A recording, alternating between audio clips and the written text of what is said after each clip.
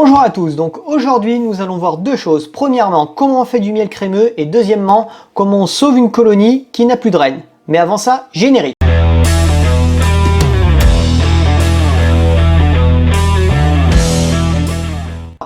Prenez 2 secondes, si c'est la première fois que vous êtes sur cette chaîne, appuyez sur la cloche et abonnez-vous.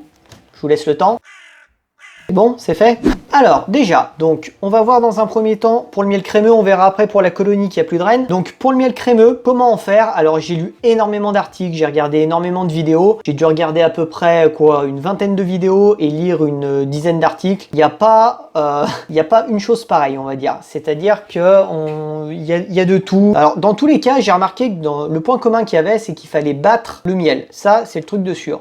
Alors il y en a qui vont rajouter ce qu'on appelle une amorce, c'est-à-dire qu'ils vont rajouter un petit peu de miel, ce qu'ils appellent du miel idéal pour que le miel prenne cette texture. Alors il y en a qui en rajoutent 5%, il y en a qui en rajoutent 10%, il y en a qui en rajoutent 50%. Il y a énormément de recettes et d'après ce que j'ai vu en commentaire et dans ce qui est dit, il n'y a rien qui est fiable à 100% en fait. J'ai l'impression qu'il n'y a aucune méthode pour faire du miel crémeux qui fonctionne à 100%. Donc moi j'ai testé une méthode la plus simple, donc simplement je bats mon miel.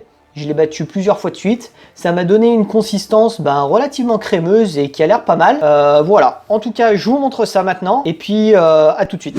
Donc, pour tester de faire du miel crémeux, ce que j'ai fait, j'ai sorti le maturateur, là, que j'ai mis en plein soleil, histoire qu'il chauffe bien. Alors bon, on peut mettre une couverture chauffante, hein, mais à 750 €, j'ai préféré faire le système D, on va dire. Donc voilà. Donc là, je fais chauffer le miel. Alors, il redeviendra pas liquide, hein, parce qu'il est vraiment trop figé et en plus, il fait pas assez chaud. Mais voilà, il va se ramollir un petit peu et comme ça, je vais pouvoir le changer de maturateur, le mettre dans un maturateur plastique.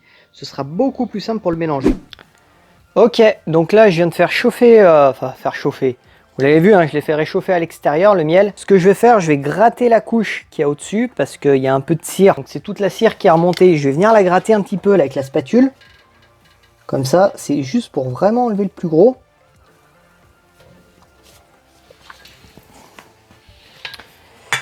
Hop.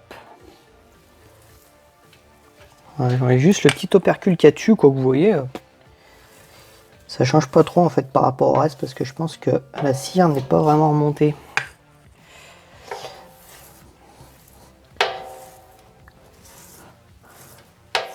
Hop.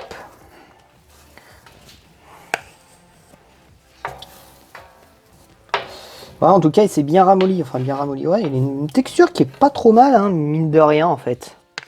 Je viens de me rendre compte, je pensais que... Alors il est chaud aussi, hein. Voilà, et après ce que je vais faire, pas mal, ouais. Je vais venir le casser comme ça. Alors ça me fait chier parce que le faire à la main, ça va être pas évident. Alors je vais me faire plus simple en fait. Je vais carrément le passer dans le grand maturateur. Je vais le mettre dans un autre maturateur. Je vais vous montrer ça. Ok, donc là, dans le grand maturateur, je vais directement le passer dans le petit maturateur en plastique. Comme ça, ça va permettre... Alors l'idéal c'est de le faire avec une pompe à miel quand on en a.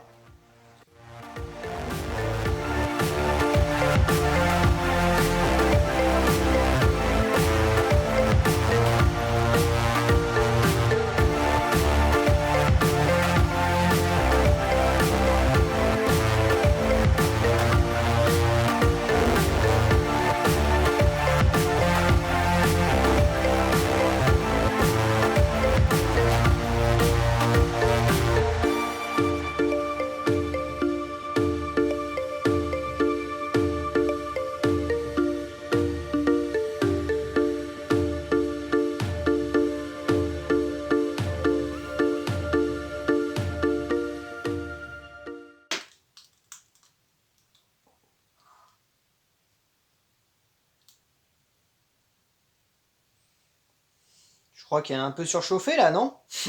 Je vais aller un peu fort là. Là, il y a une petite odeur là qui... Donc avec cette vidéo, vous aurez au moins appris une chose, ne pas acheter de visseuse de premier prix. Allez, je vous montre le miel, ce qu'il donne. Regardez, là, je l'ai mélangé c'était il y a combien? 4-5 jours la dernière fois, et ben il a une consistance qui est pas mal, hein, qui est assez crémeuse. Donc voilà. Bon, ça va être un peu chiant à mettre en pot, mais voilà, la texture est pas mal. Alors comment ça va cristalliser ça derrière? Aucune idée. On verra bien ce que ça donne. Allez, c'est parti, on va ouvrir ces truches là. Donc pour ceux qui ont suivi ma série une vidéo par jour pendant 90 jours, ils savent laquelle c'est. C'est la ruche que j'avais ouverte suite à un essaimage, il n'y avait plus de renne, il n'y avait plus rien. Et j'étais parti pour la secouer. Et on a eu un petit débat avec certains qui m'ont dit non mais t'inquiète pas, ta ruche elle va repartir, il suffit de rajouter un cadre de couvain ouvert. Alors j'en doutais, donc ce que j'ai fait, j'ai rajouté un cadre de couvain avec des œufs et puis on va voir ce que ça va donner là du coup. On va voir si elle est repartie. Donc je l'avais ouverte il y a quoi, il y a 15 jours, 3 semaines de ça, peut-être un peu plus, 3 semaines ouais. J'avais des cellules royales, donc du coup j'ai refermé, j'ai laissé faire et on va voir du coup si elles m'ont élevé ces cellules royales ou pas. Alors, la ruche est peut-être pas repartie mais la fourmilière en tout cas, elle est active là. Ah là là, c'est un élevage de fourmis ou moustiques cette année que je devrais faire plus que d'abeilles. Donc déjà, ce qui est bon signe, il y a de l'activité. Il y a des abeilles. Là, théoriquement, si c'était pas reparti, j'aurais une colonie beaucoup plus faible. Là, elle est pleine. La ruche, je peux même, je peux même presque rajouter un cadre. Donc là, théoriquement, en termes de population, c'est pas trop mal. Donc là, comment je sais si elle est repartie? Je vais regarder s'il y a une reine. Et s'il n'y a pas de reine, enfin, si je vois pas la reine, je peux aussi m'aider du couvain. C'est-à-dire que s'il y a du couvain, du coup... Ah, ces fourmis, purée. C'est infernal. Du coup, s'il y a du couvain, c'est que la ruche est repartie. Et si je trouve du couvain, je vais regarder si j'ai du couvain ouvert. Pour voir s'il y a une reine depuis moins de 3 jours. Alors, premier cadre. Et ben voilà, c'est reparti. En plus, joli couvain quand même. Hein.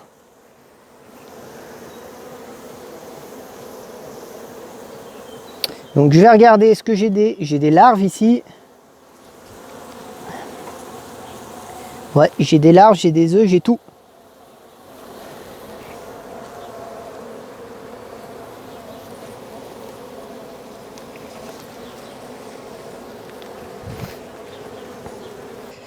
Donc bon, comme je vous ai montré, il y a un joli couvain.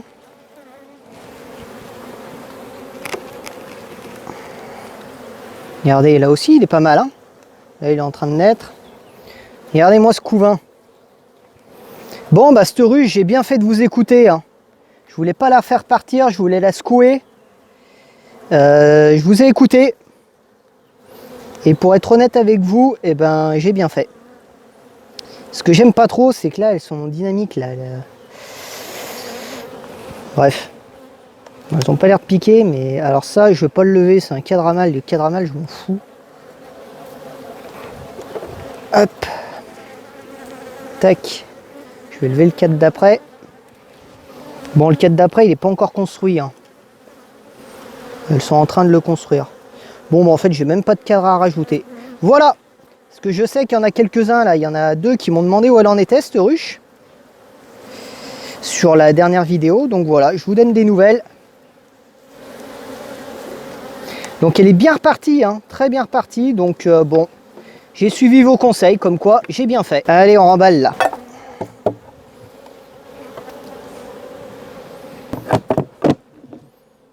Tac.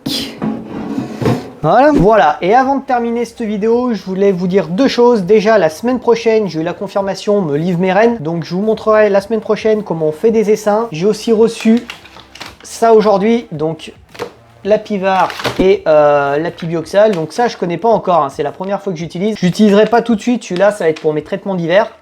Et là, pour les traitements d'été, je vais utiliser ça, la Pivard. Donc je vous ferai une petite vidéo là-dessus pour vous montrer comment ça fonctionne, si ça vous intéresse. Et puis voilà, comme d'habitude, si vous avez des questions, n'hésitez pas à les poser en commentaire. Abonnez-vous, activez la cloche et à bientôt!